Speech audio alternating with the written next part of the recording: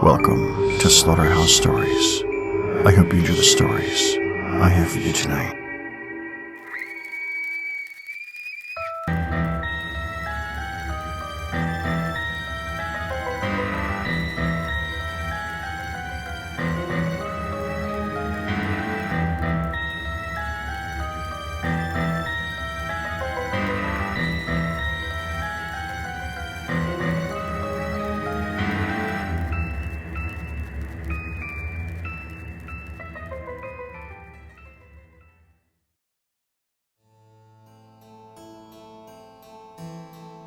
Hello to all you things that go bump in the night.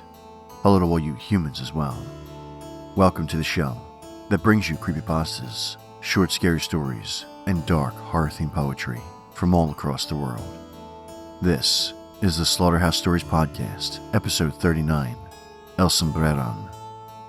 I am your host and narrator, Ghost Train, telling you to lock your doors, get under your blankets, and keep the lights on. You can find the links to my socials in the show notes. Come, discuss all things spooky with me. Also, you can write in and have your email right on the show.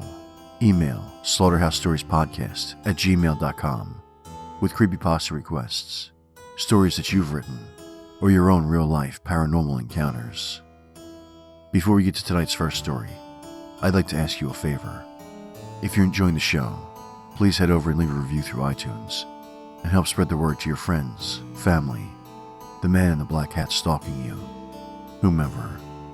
Tell them, be a listener, not a victim. Now, let's get spooky.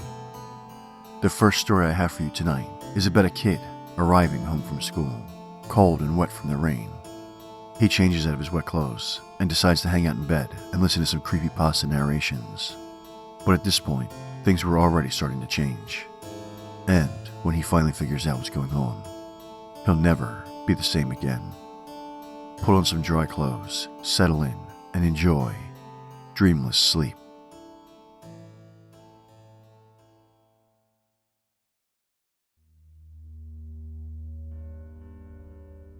It was around 4:30 when I got in from school, rain dripping from my heavily saturated clothes. There was cold, and then there was this. Shivering, couldn't describe it. My whole body was shaking, head to toe. I was almost certain that if I had been out there any longer, that my organs would have gone into shutdown, and I would have just collapsed onto the street. I reached for a towel, dried myself off as best I could, and headed upstairs to change. Whilst on my journey up the stairs, I removed several articles of clothing and put them on the house radiators as I went. First off came my socks and hoodie. I placed them on the living room radiator. Then my shirt, which I placed on the radiator at the bottom of the stairs. Making my way up the stairs, I turned up the thermostat as high as it could possibly go, before placing my jeans and underwear on the radiator just outside my bedroom door. I changed into some clean clothes and made myself comfortable. I tucked myself into bed and placed my laptop over my knees. I began to browse YouTube for a good creepypasta reading, and before long, I found a good reading of the Edgar Allan Poe classic, The Telltale Heart. Not really a creepypasta, but it is still a story that I enjoy hearing, that never gets old to me. About 5 minutes into the story, I began to feel really drowsy. It was my own fault, really, given the night before I was up till late, watching Family Guy reruns on TV.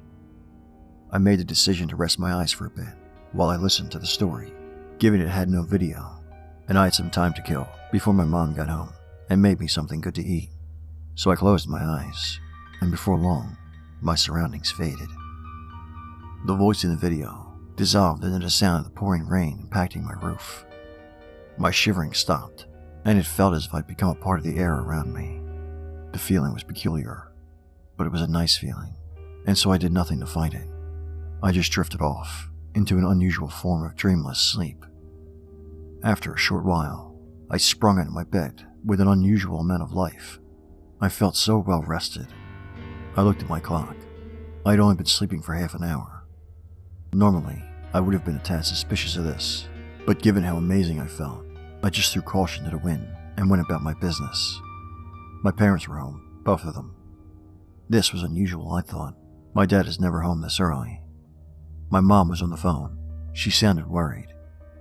I couldn't make out a single word she was saying, almost as though she was speaking a different language. The words sounded perfectly clear. I just couldn't understand them. I asked her what was wrong, and she just blinked at me, as she does when I interrupt her when she's on the phone. I felt rude, and so went away and vowed to myself not to disturb her again. 10 more minutes passed before an ambulance appeared outside my house. This is a fairly normal occurrence. The couple next door are both paramedics, but unlike normal, the sirens were screaming, overpowering the sound of the rain, the blue lights lighting up the darkening sky. I heard a knock at the door. 2 men, dressed in green uniforms, pushed past me as I ran downstairs to see what was happening. I overheard the word hypothermia as they darted past me up the narrow staircase. I yelled at my parents, "What is happening?" I received no response, just a tear forming in the pit of my mother's eye. Then I saw something that made my blood run cold and my heart skip a beat. The 2 paramedics brought down a stretcher and laid there on the stretcher, cold and lifeless. I laid there in a dreamless sleep.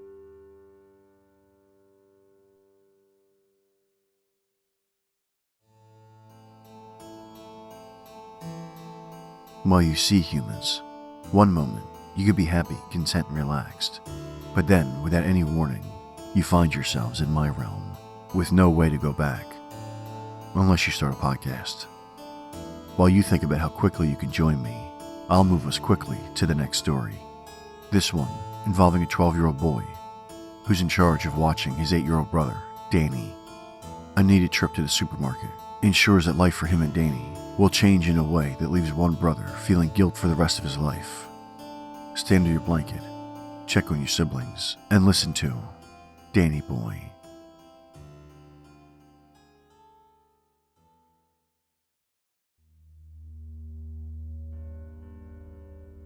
For those of you who don't know, the era of the 1980s wasn't the best time for a kid to grow up in America. Back then, there was a so-called satanic panic going on.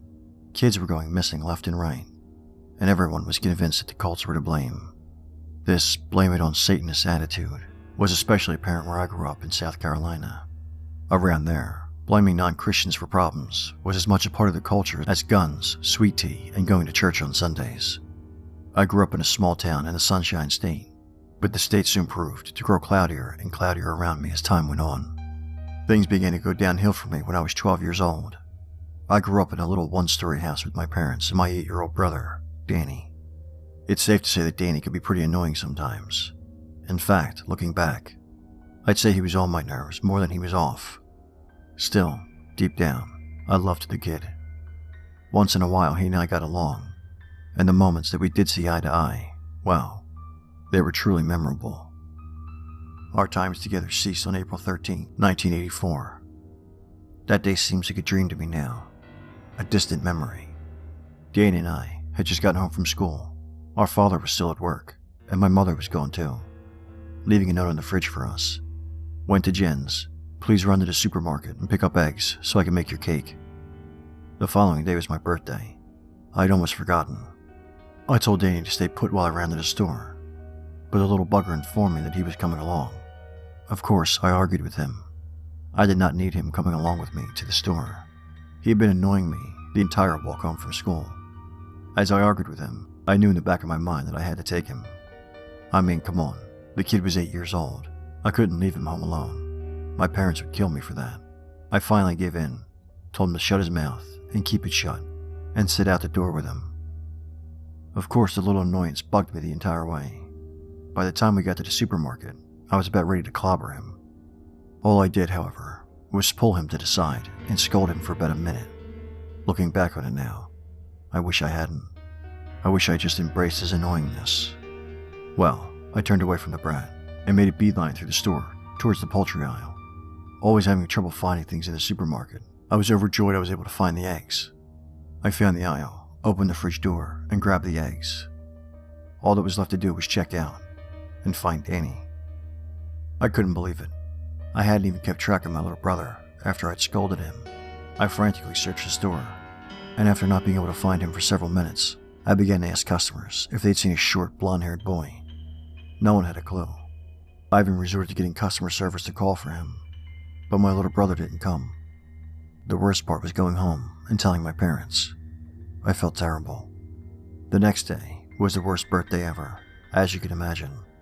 I still hate my birthday for this reason. For weeks, the police searched for him. My parents frantically combed the entire town, always stopping to post missing person signs all over the place. I couldn't even think of what could have happened.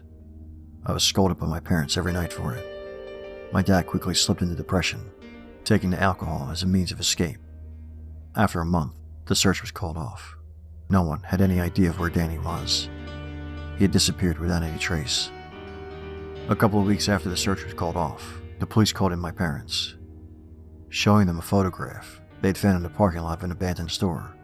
The case remains open to this day. The picture was of my brother and the Satanists that took him.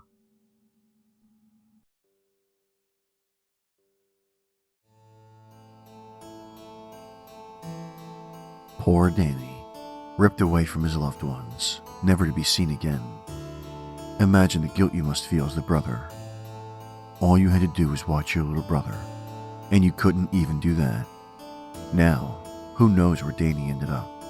Shame on you, human. Shame on you.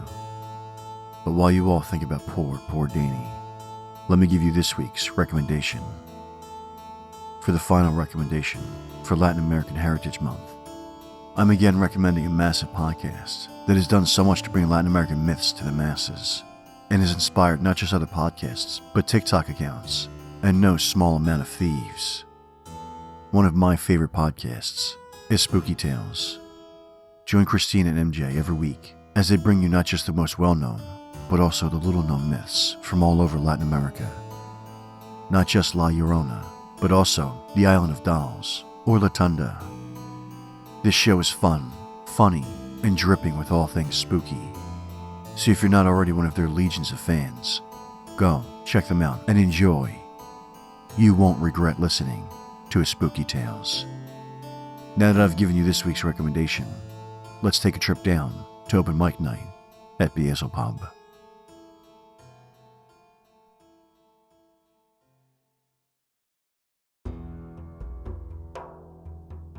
Welcome, fiends, to open mic night at Beelze Pub, where we invite you to sit right here and go into the more poetic side of fear.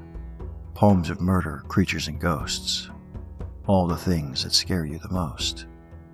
Tonight at the pub we find ourselves in a train, when someone stumbles upon a man and just wants to see if everything is okay. And to finish, a poem by Jack Perlutsky about something stalking and feeding on children as they get out of school. Flow with the verses, follow the rhymes, and enjoy Man on the Train and the Ghoul.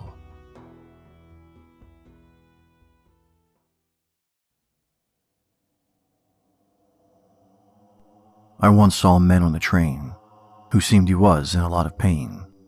His eyes were gone, his throat was slit, and yet still he carried on. I couldn't help but stare, and at first he didn't care. But that's when I saw the pair of large red eyes, hidden within his hair. I tried my best not to look. I directed my gaze into a book. But suddenly he was there, as if he were made of air. He said, "It's impolite to stare." My eyes began to bleed until I could no longer read. The sound began to fill the air like venom in my veins. It's impolite to stare. And the pain was far from done. I tried so hard to run. I could feel the cold hard metal make my neck leak. The liquid is red as rose petals. So now I get onto trains and forever feel this pain. I can no longer breathe fresh air, but I don't care, because it was impolite to stare.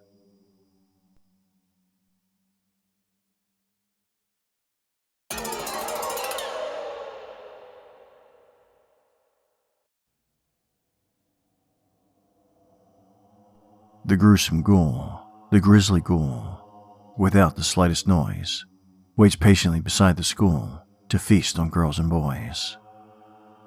He lunges fiercely through the air as they come out to play, then grabs a couple by the hair and drags them far away. He cracks their bones and snaps their backs and squeezes out their lungs. He chews their thumbs like candy snacks and pulls apart their tongues. He slices their stomachs and bites their hearts and tears their flesh to shreds. He swallows their toes like toasted tarts and gobbles down their heads, fingers, elbows, hands and knees, and arms and legs and feet. He eats them with delight and ease, for every part's a treat. And when the gruesome grisly ghoul has nothing left to chew, he hurries to another school and waits, perhaps for you.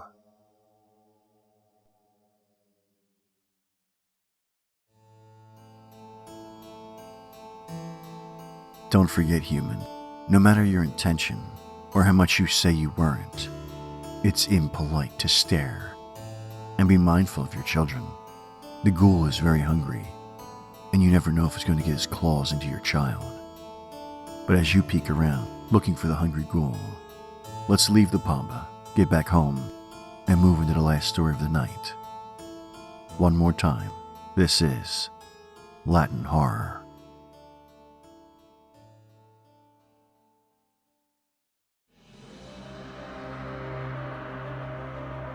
For the final story of Latin American Heritage Month is another tale straight from Latin American myth.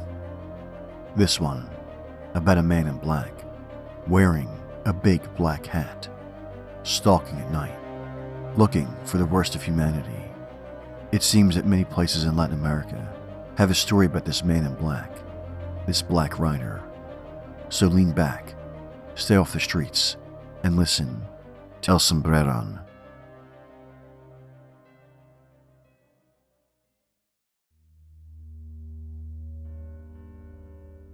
El Sombreron is about a character who lived in ancient times in different towns. He was an enigmatic man who dressed in black and wore a large hat of the same color. He rode a spirited black horse that was confused with the night. He did not speak to anyone, and he hurt no one. He appeared and disappeared as if by enchantment. The old man was found on the side of the road, and although he had already died, people continued to feel his presence. He is physically described as an older man with a large hat, well dressed with a somber face, and an attitude of permanent observation. People who have seen him say that he is accompanied by 2 huge black dogs, held by thick chains. The night owls who have seen it, or to whom it has been introduced, say they see the figure that comes out on the road, makes them run and shouts at them, "If I can reach you, I will put it on." He always goes after drunks, brawlers, night owls, and cheating and inveterate gamblers. He takes advantage of lonely places. On moonlit nights, it is easy to confuse it with the shadows cast by branches and bushes. He always arrives at night at full gallop, accompanied by a strong icy wind, and quickly disappears. He was famous in Medellin in 1837 when he walked all the streets. He would appear 4 or 5 Fridays in a row, reappear a month or 2 later. It seemed that El Sombreron was the horror of Medellin. There are also chronicles of his wanderings through southwestern towns, such as Andes, Bolivar, and Jardín, and through the towns on the banks of the San Juan and Baldido rivers, and other Colombian regions, such as Tolima, Huila, and east of Valle de Cauca. He is known as El Jinete Negro, and is described in a very similar way to how he has been described here. In the southwest of Antioquia, he is also mentioned as the Horseman without Zamaros, and he is described with slight variations. They attribute different forms of presentation to him, the most frequent of which is that of a tall and stout man in mourning, ending in a skull adorned with a black hat and wide wings. Stories of this character are also heard in Guatemala and Mexico, although in Guatemala they describe him as a dwarf who serenades women and likes to braid their hair. One of the best known legends about this character in Guatemalan culture, and it is also well known in Aguadas. Caldas says, one night El Sombreron was walking in the neighborhood of La Antigua, Guatemala, when he saw a very beautiful girl with long hair and fell in love with her. He looked for her home and serenaded her over and over again, but she did not say anything to her parents about him. One day, she decided to stop eating to the point that she almost died, and that's when her mother realized it was because of El Sombreron. She took her daughter to a convent, believing that she would be better there, but the girl continued without eating, and one day she woke up with a braid in her hair made by the ghost, and that day she died. Later at the wake, El Sombreron appeared crying, and his tears were like crystals. He never forgets the girls he has loved. It is also said that he braids horses and mules. It is said that this ghost, apart from making young girls fall in love, likes to ride mules and horses from the farm stables at night, exhausting them. For this reason, the beasts during the day do not fulfill the tasks, added to the fact that they become hostile towards the people, the peasants and farmers. When they see this behavior, they look to see if El Sombreron has made braids in their hair. If so, the animal is no longer useful for tasks.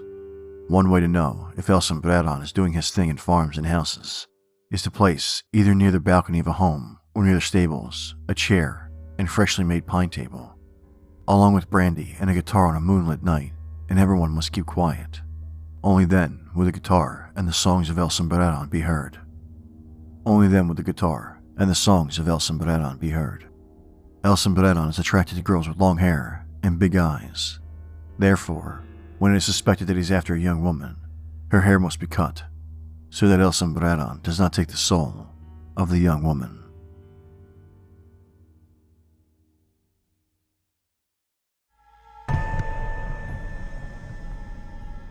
Well, humans, be mindful of the man in black with the big black hat. Maybe you're a cheater or a brawler, and he's coming for you. Maybe he just fell in love with you, and now there is nothing you can do. Either way, El Sombreron will find you. But now I believe that is enough scares for this week. I hope you will join me again next week for more stories that are sure to keep you afraid during the day and awake at night. Thank you for listening. I hope you enjoyed the stories I had for you tonight. And until next time.